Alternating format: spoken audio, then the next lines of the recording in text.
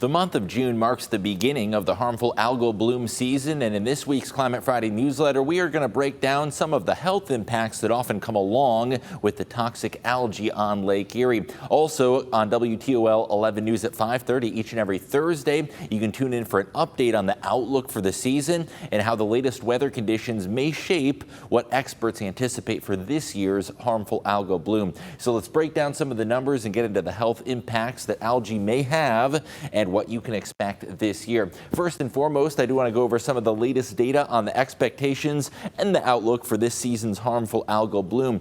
Overall, it has remained largely unchanged from the initial projection by NOAA, and the 2024 outlook does feature a moderate to slightly larger than moderate harmful algal bloom. So far, the latest observations on some of those phosphorus and nutrient levels have been fairly similar to the past couple of years, so those can provide a benchmark for what we can expect going forward into the latter half of the summer. You will notice a few notable spikes. 2019 and 2017, those were much more significant harmful algal bloom outbreaks, and we are not expecting anything in that magnitude. Each and every week, the latest phosphorus, which is a key nutrient that goes into algal growth, that is measured in the Maumee River near Waterville, and the higher that number, the more concerning it may be. About a decade ago in 2015, that was an exceptionally high level of phosphorus very early on in the season. Now 265 is the latest number, and it's fairly similar to the last couple of years. There's 2022, 2023, and 2016.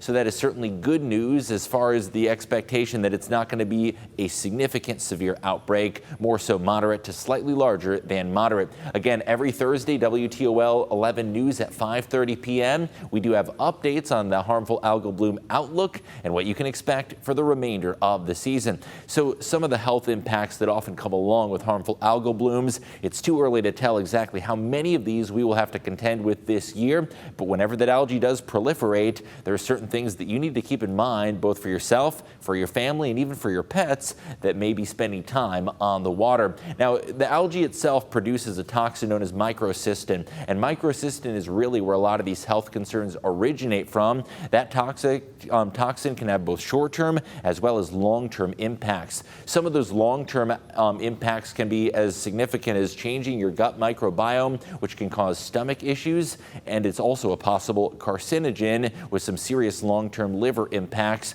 There has been a good amount of research on that, but there's also short-term impacts that may affect you within days to even a couple of weeks after experiencing contaminated water. Now, these long-term impacts are far more concerning, and that could be something that we'll keep an eye on, especially as these algal bloom and outbreaks become more severe and more consistent on a year-to-year basis. So short-term exposure can cause some serious issues. The first one that you may notice if you were to be exposed to toxic microcystin is the skin issues. You can have a rash, you can have itchiness, dryness, and irritation. Also breathing concerns, especially those who already have lung and respiratory conditions. That can be a big one. A day out on the water with algae can certainly cause some agitation in the lungs. And of course, as we saw about a decade ago in 2014 during the city of Toledo's water crisis, drinking water can be compromised as a result of that microcystin and the levels that are in the water. Now, symptoms typically show up within 1 week of exposure, so these are more of short-term impacts, whereas the long-term impacts can be equally concerning.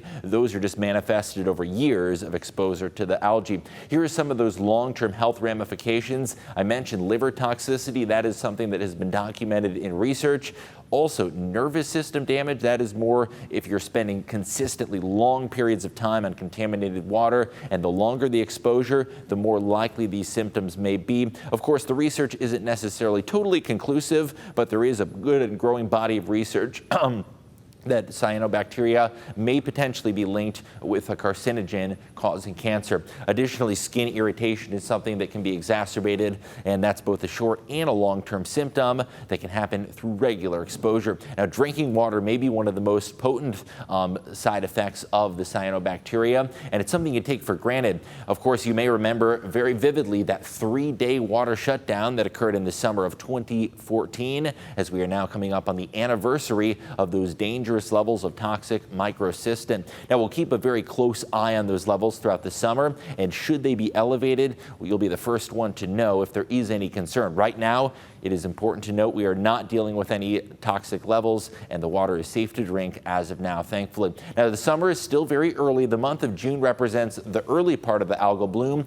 August and September, that is typically when we see things ramp up with the warming of Lake Erie water temperatures and also increases in rainfall and precipitation. The late summer is when the peak algal bloom occurs, and that is also when the warmest Lake Erie water temperatures are recorded. We recently have surpassed 70 degrees at times, but the lake water temperatures do climb up into the mid-70s by the latter half of summer and even into the start of autumn. Typically in the month of October, that represents when we can say goodbye to the algae concerns, at least for the season. We're keeping a very close eye on those nutrient levels. It's mainly nitrogen and phosphorus that are the culprits for causing the proliferation of that algae.